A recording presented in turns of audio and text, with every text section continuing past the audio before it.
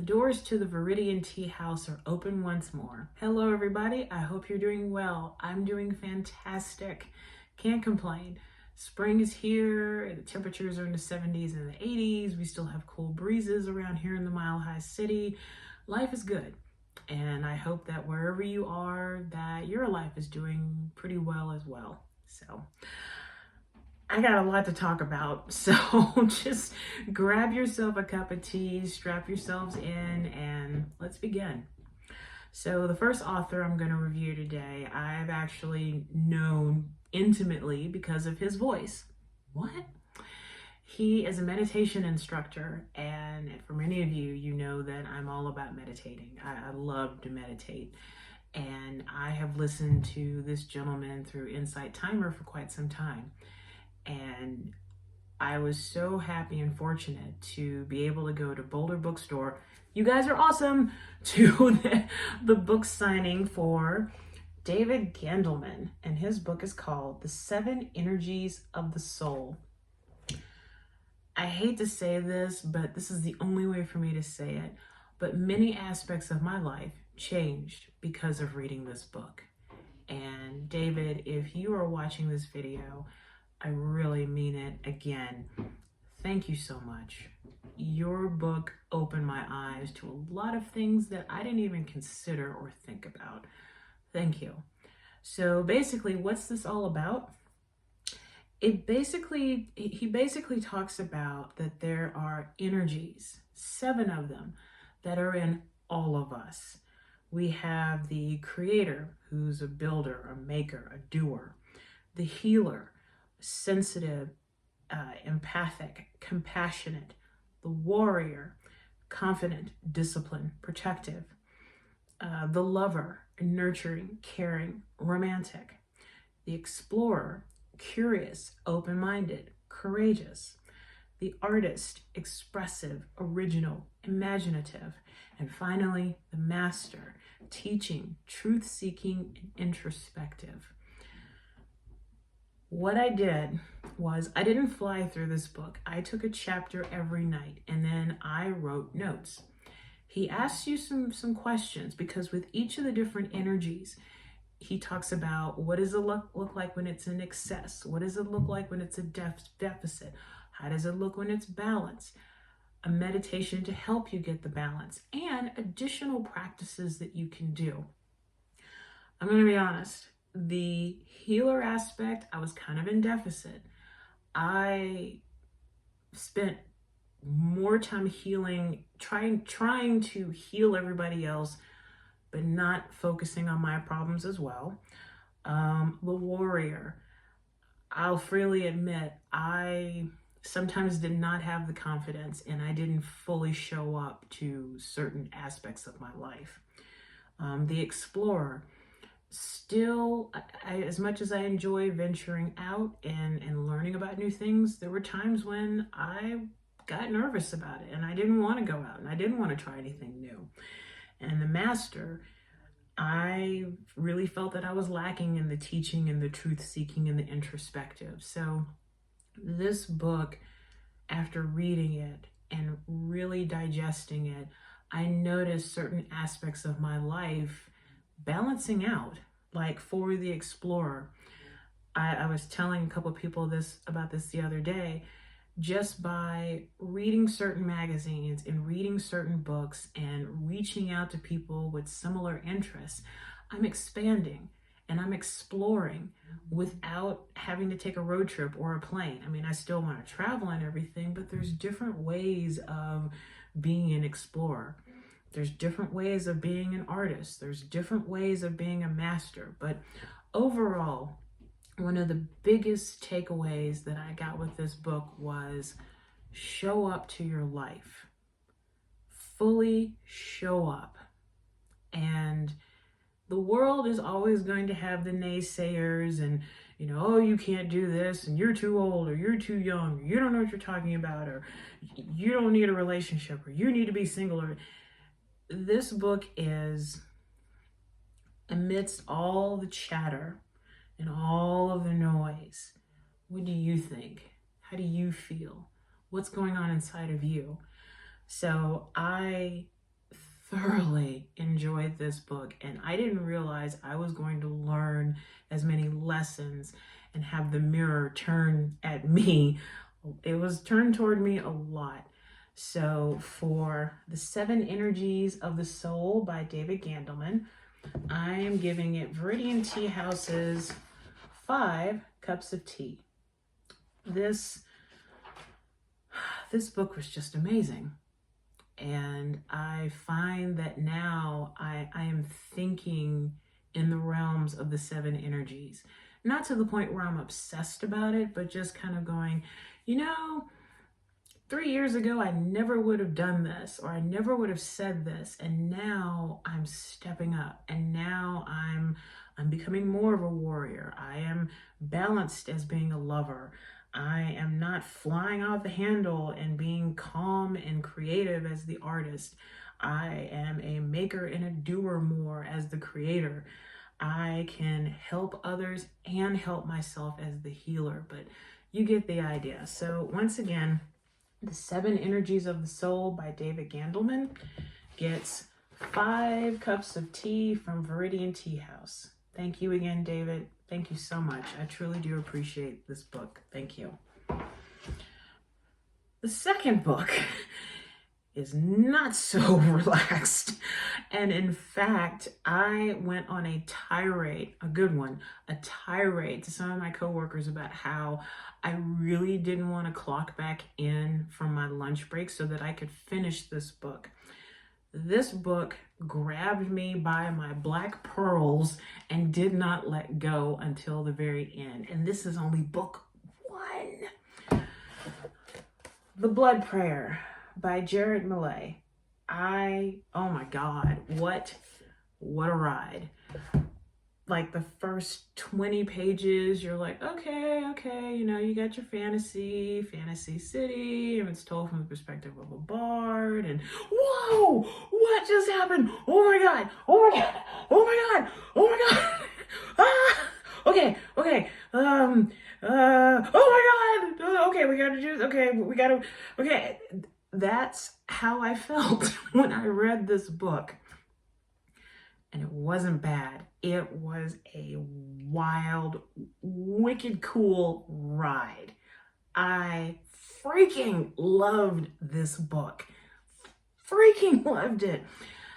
One thing that I really liked about this book was the fact that the characters used curse words. Loved it. I've read a lot of fantasy. Not as much as some people. Neil Carter, this is still your fault. But in some of the fantasies that I've read, I have, listened to the conversations and how it's very prim and proper, or it's very coarse, but nobody used cuss words. In this book, I think an F-bomb was dropped every 2 seconds. But in my mind, it made it real. It made it so these characters could be real, but I'll just read the back of it for you. The end of the world starts with a celebration. Led by the greatest heroes of the age, Majadon's army has driven back the hordes of the Madlands, or so the city's protectors believe. In welcoming their soldiers home, they allow a foe inside the city gates, more powerful than any they could imagine, an evil dark enough to send history itself, greeted with cheers and open arms. To end history itself, greeted with cheers and open arms. I cannot stop talking about this book. It was so bad that my manager, who is very much a nerd and he reads fantasy too, and I was like, oh my God, have you read this book? You need to read this book. This book is amazing. He's probably like, why did I hire this girl? But I loved The Blood Prayer. And I even joked that people were dying kind of like Game of Thrones in a way. Because it was like, I really like that character. Why'd you do that? Oh my God. No, wait, he's dead too? Wait a minute. But the action was fast paced. The characters were believable. I really enjoyed the man wolf, loved him. And Jared, if you're watching this, I'm assuming it was kind of like an Australian accent. I'm assuming. But I loved the different deities. I loved the fact that two of the characters were lesbians. And again, with the F-bombs, I just, the Blood Prayer by Jared Millet gets 5 cups of tea, 5 bloody cups of tea. There's blood spilling all down the cup, but I don't know how many books are in the series, but I plan on buying all of them.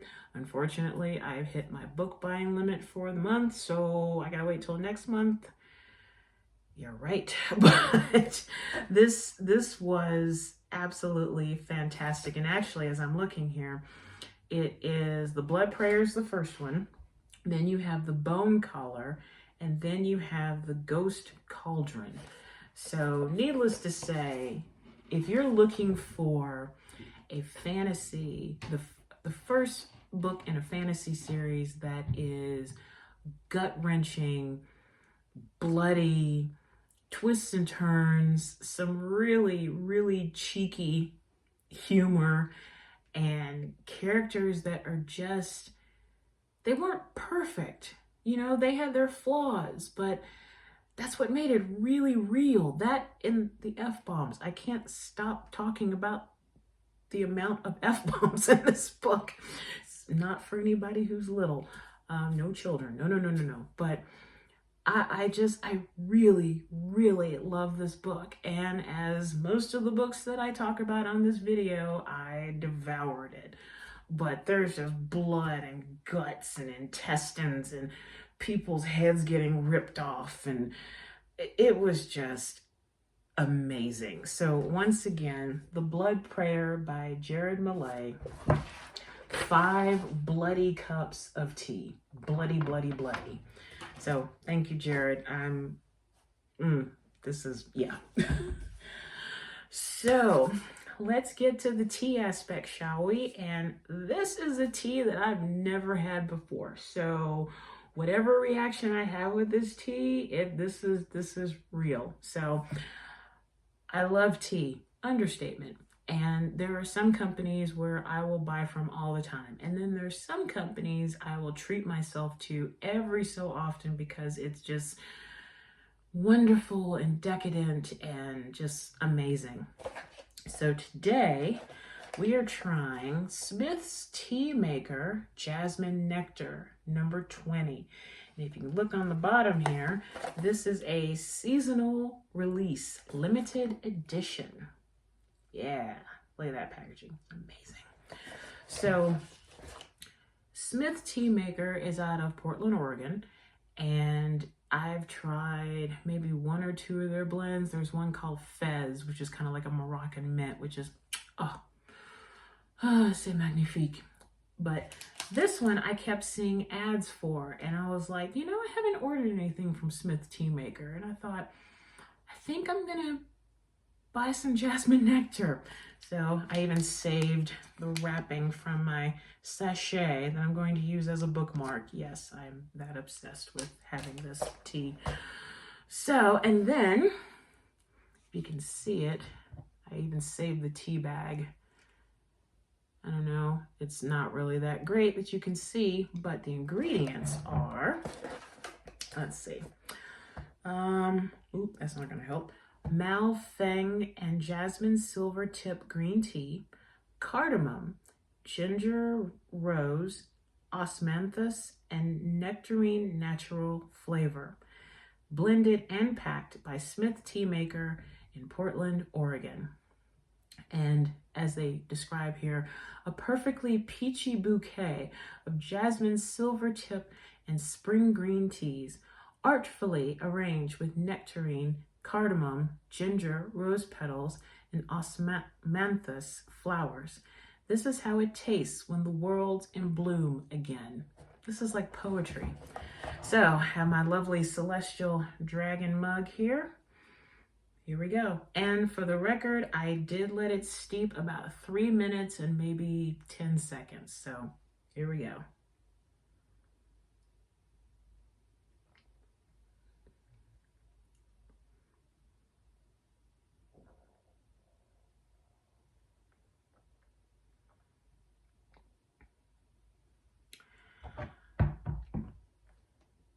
Spring has sprung. Spring. This is what spring tastes like. This is spring.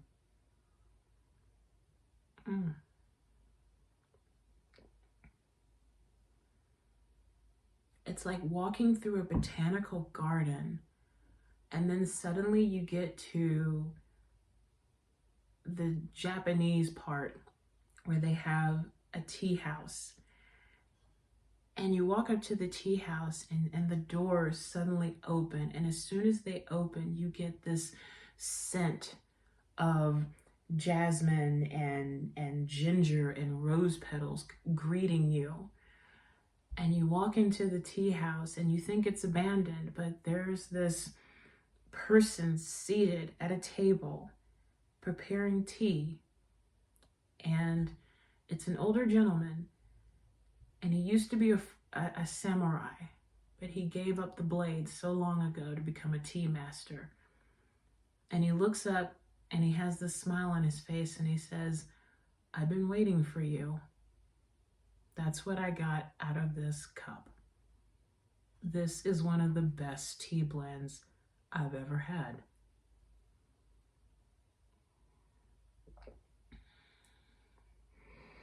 So the actual tea, I'm smelling a little bit of the nectarine. That's what I'm immediately getting. Followed by roses. I'm not getting the cardamom though. That's interesting. But I'm smelling spring. That's what I smell. Now, for the bag itself,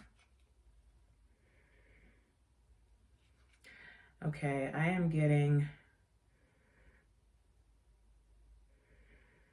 I'm definitely getting the green tea.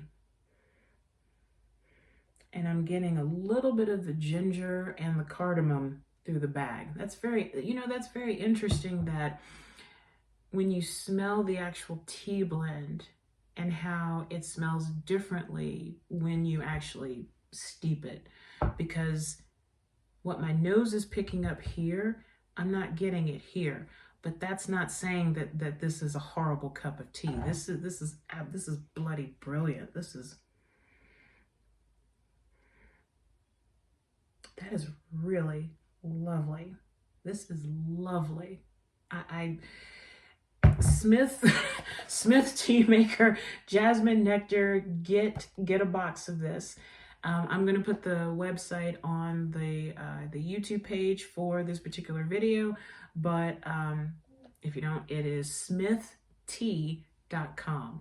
And they also have tasting rooms in Portland. So if you live in Portland or if you're planning on going there, go to Smith Teamaker. But yes, if any of you guys in the company are watching this, Jasmine Nectar, this is amazing. This is exactly what I described just a minute ago.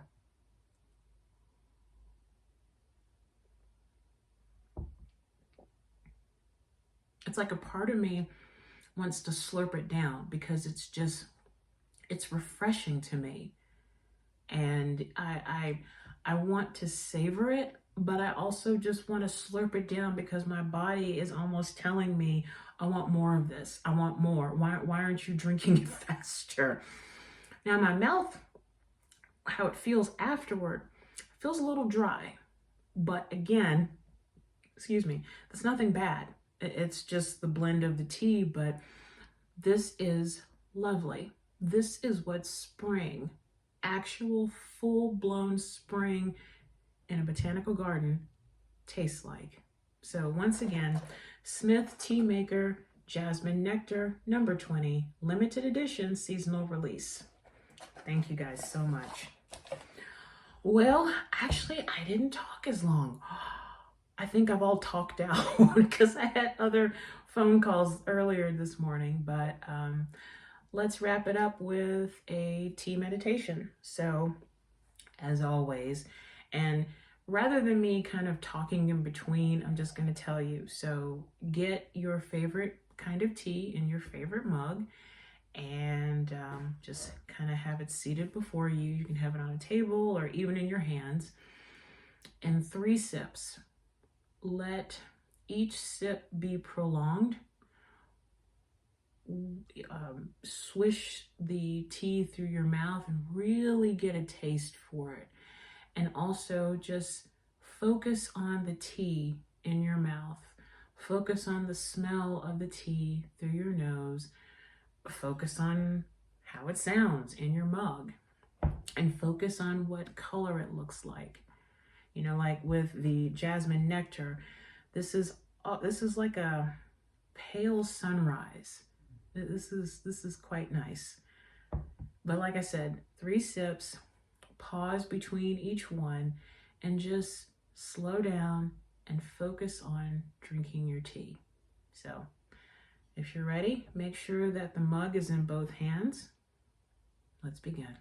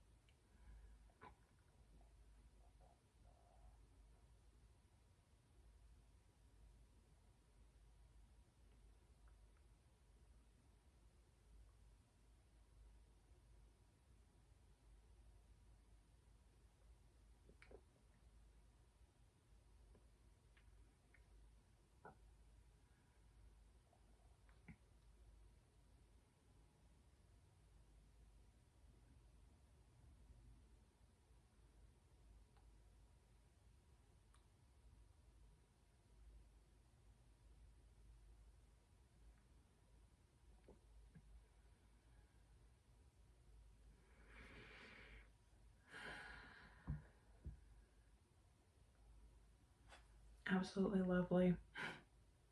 I love this tea.